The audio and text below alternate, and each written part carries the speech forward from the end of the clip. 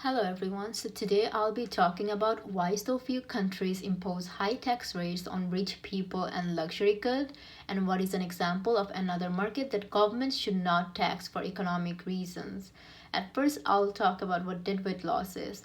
It is the decrease in total surplus caused by a tax, or in other words, we can simply say taxes cause deadweight loss because they cause quantity bought and sold to fall as prices are increased.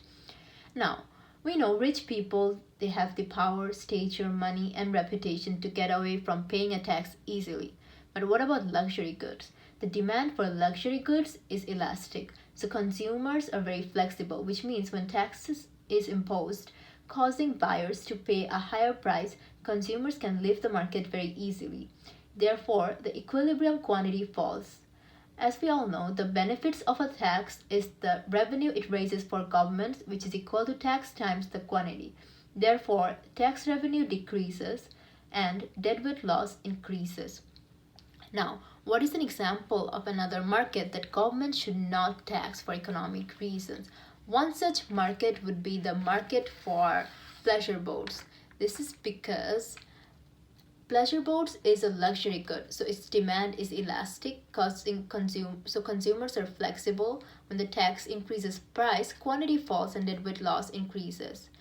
This was seen in 1990 when federal government placed 10% tax on pleasure boats expecting a $31 million revenue, whereas the revenue received was only 16.6 million. And this also caused a loss of 7,000 jobs in the industry, and the sale of pleasure boats went down by 52.7%. On the other hand, government can tax markets with inelastic supply and demand. When supply is inelastic, sellers are not very flexible, so it's harder for sellers to leave the market. So they accept the lower price and quantity bought does not reduce much. Hence, deadweight loss is small.